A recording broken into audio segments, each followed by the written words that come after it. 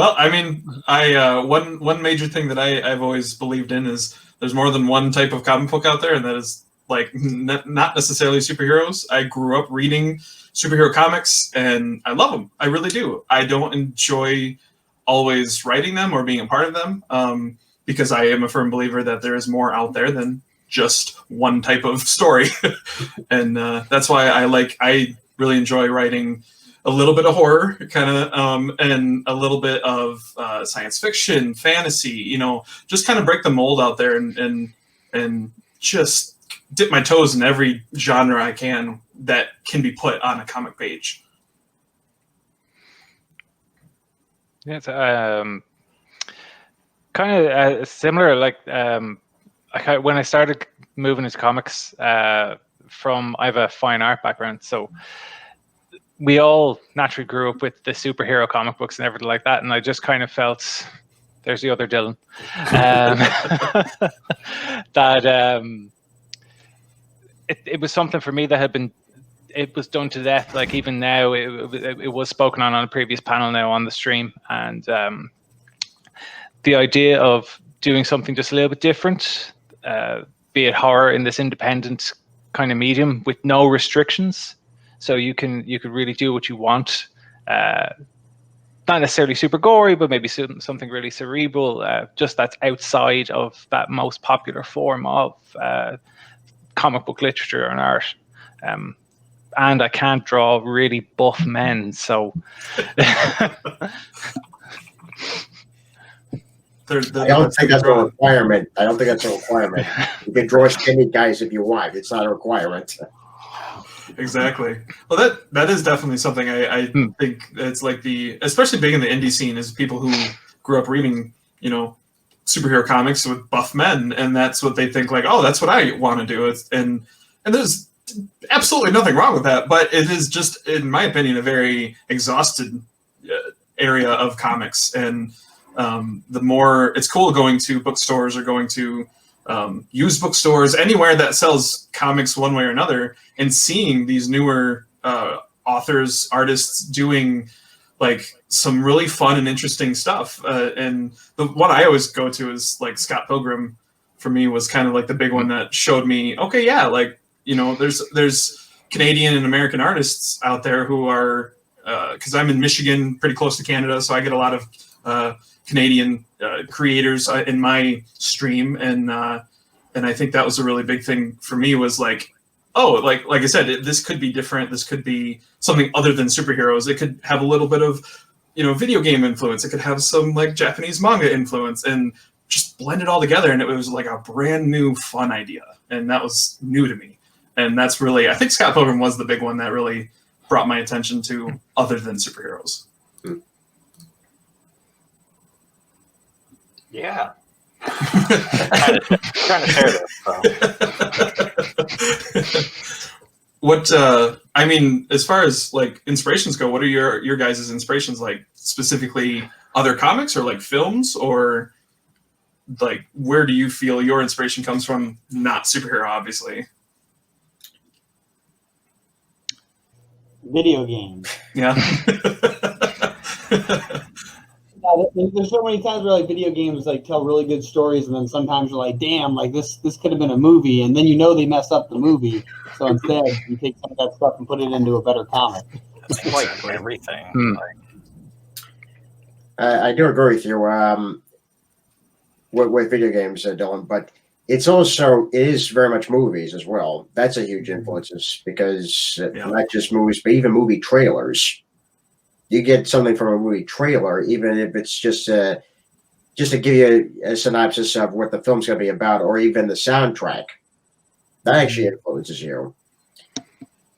But for me, it really is pretty much films, video games, and television, and other comics.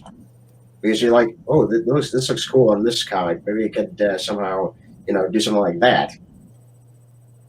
But it's pretty much all that. I like video games too, because video games have a very good structure for keeping your attention, even more so than a movie, and it's because you're engaged in it, and you can do that with comics, even if it's as simple as being the one who's controlling how fast the story's going. and that kind of thing. Like gamification is always fascinating, and like seeing how you have to structure something when you have a limited window, such as a game versus a movie, where a movie can't stop moving, but a game can. You can do side quests, just like you can have solo series, or you can, just pause and explore. Like you can have a big splash panel with tons of little Easter eggs throughout it, so they can just hang out and look through that. So that's kind of like what I like to think about is things like that. Yeah, no, I'd kind of be the same. Like, there's a lot of there's an extensive video game library, but mainly film would be a huge influence for me, and also the kind of the environment I grew up in. So I grew up in a part of Ireland called Wicklow, and basically right behind my house was just trees and forests and things like that, and so there's this constant dealing with an environment that you walk into the woods and things like that, and in the middle of the day, and it looks like it's nighttime, and just along those lines, since the age of 8, watching like John Carpenter's The Thing and being engaged in that kind of stuff, it always just kept my momentum with that going more so than anything else. Like even in my own fine art practice, it was all about the existence or possible existence of ghosts, and I've kind of kept that thread because it's been a huge area of interest now for the last 10 years. So yeah. You bring up a really good point is especially for people who want to create stories, comics specifically, in that whole like writing what and writing what is around you. Like that's like your environment is what really dictated like the way some of the directions you went with. And I think that's a big thing to remember as young writers or new writers is that like if you don't know, like, you have a really cool idea for a character, but you don't know what to do with it, right off of your environment, and it might not turn into the thing you want exactly, but it's a good kindling to maybe lead you somewhere. Yeah. No, I think that's the best thing to go off of. Well, for me anyway, I think it was because it was like just that idea of like, in particular, like with horror, like an awful lot of the time when we look at these, the more kind of B movies where, as it turns out, it was the grandmother who was the psychopath the whole time kind of thing. But if you have, like you just said, like, so you have these big environments already around you, even if you were born in a city and you've never really left that city and things like that, why then? Well, I can understand why you decide you want to write something completely out of that, but why not take little elements of that you do know to at least give yourself a base for your story, and go in whatever direction you want. And again, like that in previous panels, you could start at of like, yes, I lived in a tree, and by the time you finish the story, it'll turn into this whole thing of it was actually some type of upside down city where the trees looked one way, but you were actually living in a skyscraper kind of thing.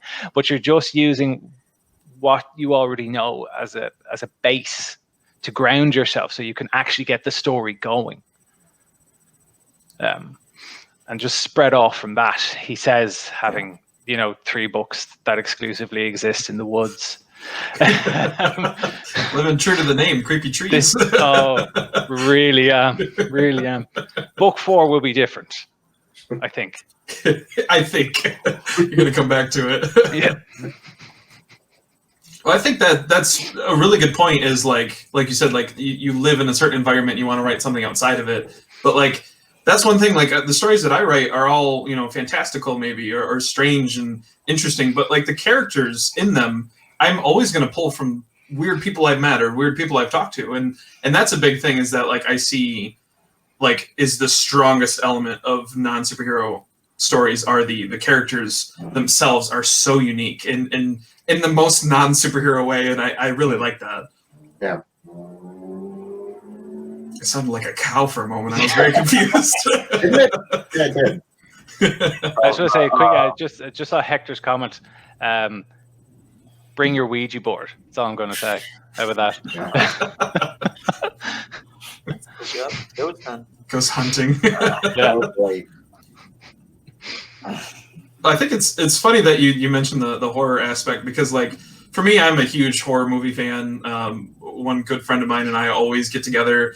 Like the week before Halloween, we sat down and binge watched almost every single Halloween film, and it was exhausting but a blast. And I just love learning, especially the B films, especially the B movies, and knowing like how much heart and effort they put into, like the blood, sweat, and tears they put into those movies. And it's probably a terrible movie, but it's still enjoyable, or it's still silly or strange or weird or interesting. And those are the things, is like going outside of your normal genre can really inspire those types of things. Like I used to love watching horror films, but the more I got to know the creative process, it was like, oh wow, like maybe I can apply that to my creative process, and picking and choosing all these different genres and types of things out there. It really helped drive my creative process for my books. And that's a huge thing, I think, that helped me.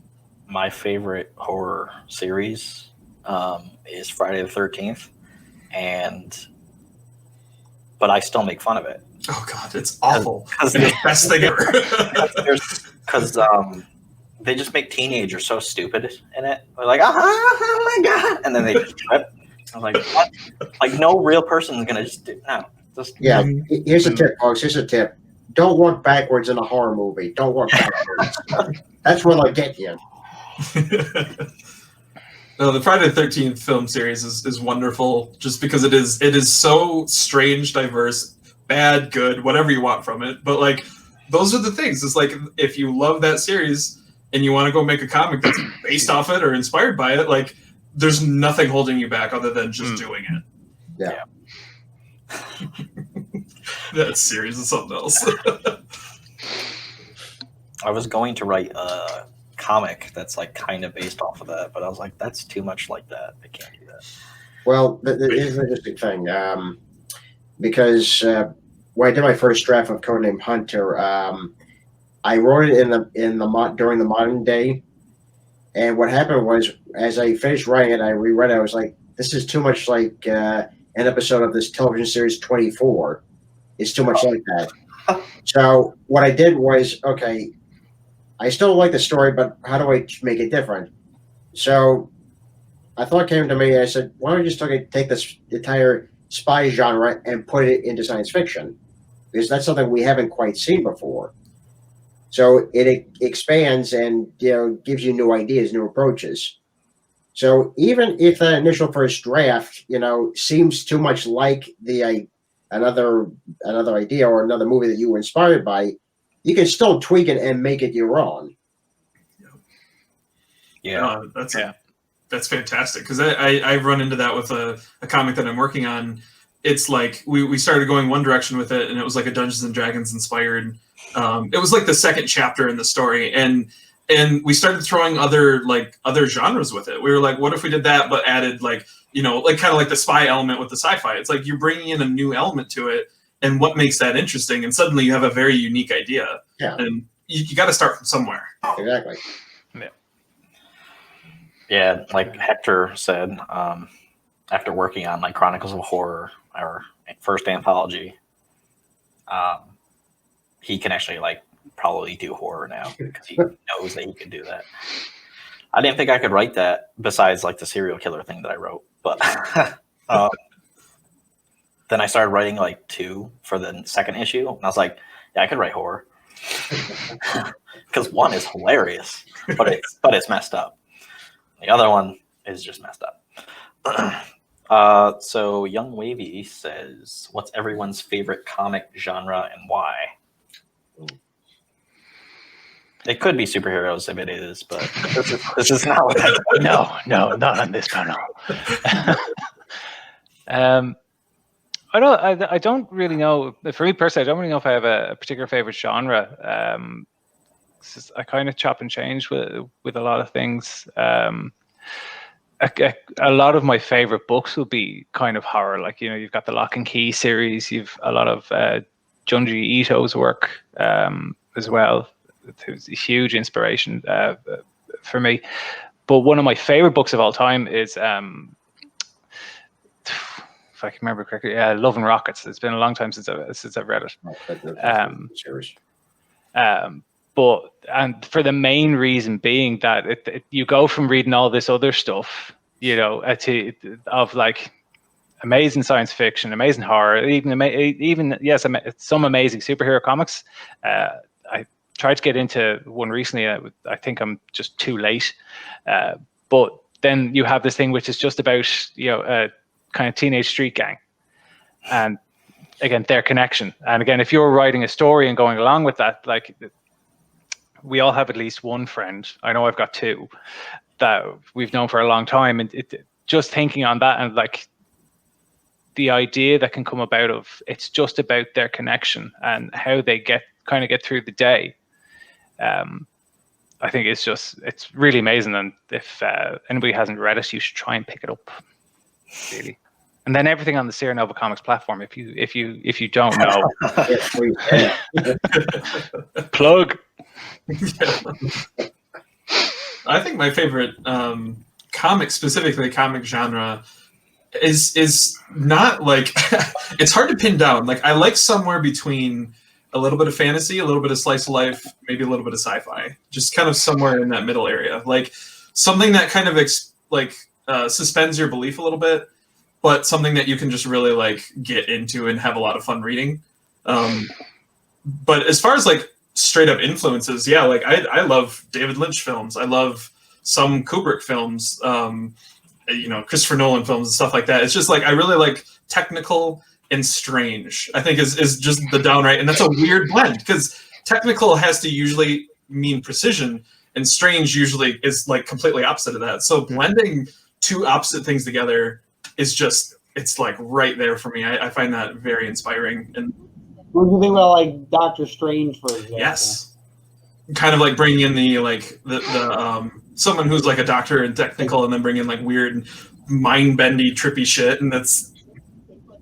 It's like, and now that even within the universe itself, everything up until that point has been scientific, even the gods, and then all of a sudden you have like this, magic come into that realm, and they try to actually keep it, explanatory while making it mystical.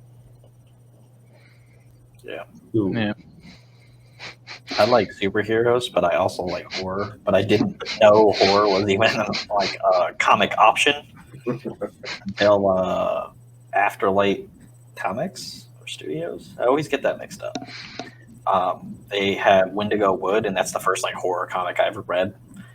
And then probably the second one was when Dylan added his to our platform, which you can go to SeerNova Podcast. There just hasn't been enough plugging on this at this con. To be honest, there just hasn't been enough. But yeah, so then I started I backed like basically every one of his Kickstarters that he has done. He has Stay Awake, which is on like the third issue or fourth, and that's about like sleep paralysis. Yes, I think that's what it's about, but it's like trippy. And then a new horror comic just hit my face with the mic again.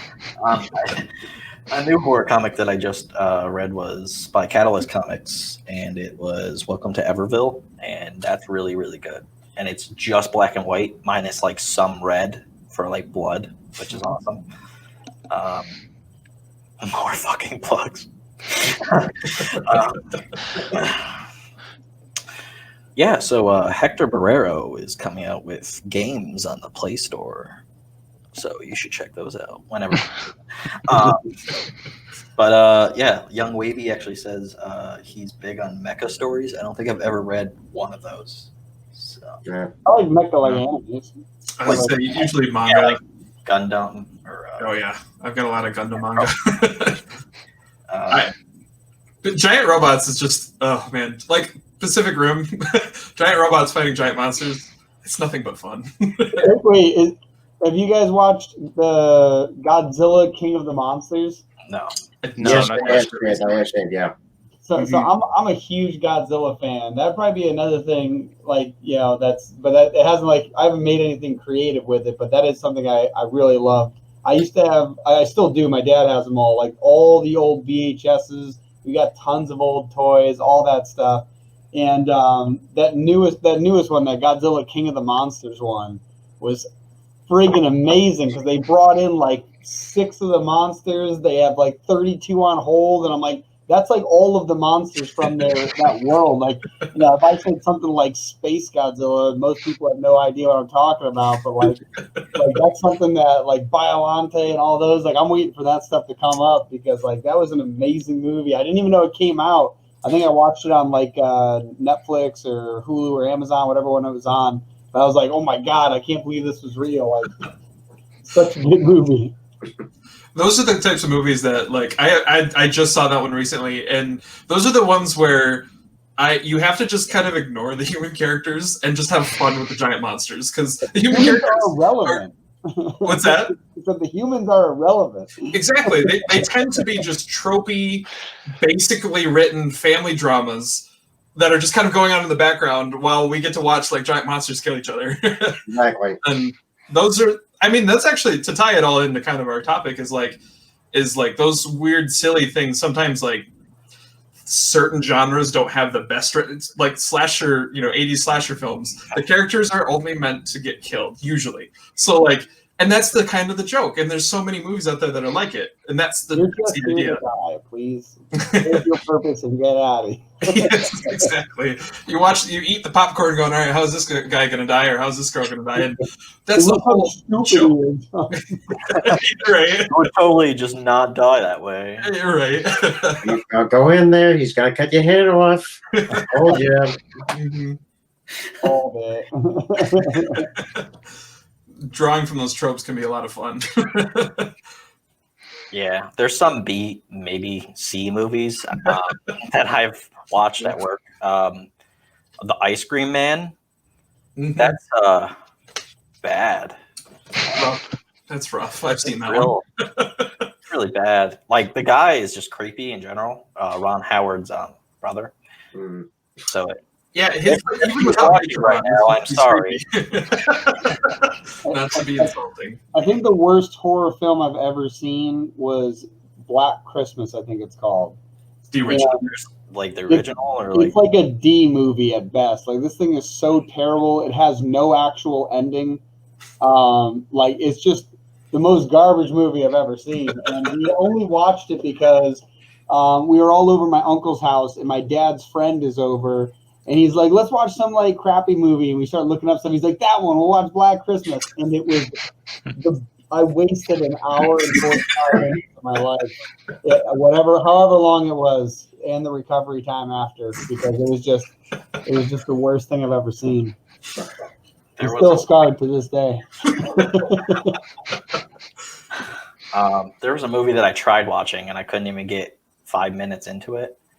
And it's like an indie movie that was shot in upstate New York, but I don't even remember what it had. Halloween in the name, like Halloween Man or something. I don't know. It was really bad. It's on Amazon if you want to go watch it. I can link it. No. I can link it and be like, do you want to watch a terrible movie? I just couldn't get into that. And I watched The Ice Cream Man, so if that's how bad that is. I watched Pumpkinhead for the first time. I've never seen that one. Yeah, it's different. That's it. I like that movie. No, it is good. It's good. That was done by Stan Winston. Favorite movie. What? I think that was done by Stan Winston. So for those who know, that was a special effects makeup artist. Yeah. Really, like, even the creature alone, I think it stands to his skill. Do you know? It's just brilliant. I think. Sorry. Go. No. Like, say what you about that style of kind of horror in particular. Like, if you look at like a lot of like where Hellraiser went, after the second movie. Yeah. Because I was gonna be like, I only like the first two. But there's some people that are on my Facebook that are like, I love everyone. And I'm like, well, the sixth one is the same as the first one, an hour long, but it's shot in Mexico. The same movie. You compare it. It's the same thing, just it's Mexican. It's like one of those where it's like there's so much potential, there's so much skill involved in it, and they they really stuck with what they know when doing the same movie over again in a different. They took it too close to home, you know. But Pumpkinhead, I don't know if it's because I write things and I know what might happen. Because I actually did that one time with a movie I never saw until I saw it. That's an interesting way of phrasing it. When I watched Pumpkinhead, I knew the kid was going to die before ever watching it. Like, I knew something was going to happen. I just had like a sense of like, oh, they keep like showing him something's going to happen. And they keep showing the teenagers like, you know, being stupid. But yeah, Friday the 13th, not Friday the 13th. I'm stupid. Nightmare on Elm Street. I was watching that for the first time years ago with my friend Dave. And the first one we watched was the third one, not the first one. Obviously, we had to watch the third one first. He was like, this is my favorite one. I was like, okay. So we watched that one first. And I knew what was exactly going to happen before ever. I've never seen a clip of this or ever. And the one dude was getting like, I'm like, oh, what's he going to do? He's going to like sleepwalk and his like veins are going to come out. He's going to be like a puppet. Called it completely. And Dave was just like staring at me with like 3 heads. And I was like, I'd never even seen this. So I don't even know how I called that. But, yeah. I would be afraid to watch a horror movie with you. Anyone that you haven't seen, I'd be afraid to watch it with you because you'd probably just figure out everything in like 5 minutes. This is how this person's going to die. This is what the weapon's going to happen used with. Or this is how they kill Jason again. Yeah, right. I watched American Horror Story 1984, and I just watched that, and they did like literally a nod to like Friday the 13th, like multiple times, obviously camp, but like they had like a Jason type character grab the person, pull them underwater. I was like, wow, that's exactly that. That's awesome. Well, this goes back to what we were talking about influences. Yeah. With films or, again, television. They obviously got influenced by that, and you could use those same influences in the comics. Yeah. That's what, like, when I was at a con, and I don't know if anyone here recognizes Ben Templesmith, if you guys have seen his stories at all. He was the artist for the original comic of the 30 Days of Night that the movie was based off of. Cool. Really cool comic. I really like his style because it's like ink and specifically watercolor. It's very gritty, very cool. And I remember I was at a con kind of talking to him, and I had my portfolio, you know, this was like 5.5 years ago. And we got talking about it, and he said, like, the best advice he could give me about if I wanted to get into writing, comics specifically, was watch as many like long-running TV shows as you can that are like rated better than others. You know, try to find the better ones. And he was like, I still haven't seen it, which I'm being like shunned for it, but Breaking Bad. And he was just like, watch this right now. And like, he was just telling me over and over, because like TV show inspirations are really good if you're writing like comics with like multiple parts or chapters, and not just like a one-off movie style. Because TV shows have to have a different formula for writing an ongoing series. And so that was a really good piece of advice. Didn't watch Breaking Bad, but I've watched other shows obviously, and that was a big influence. I can't believe it.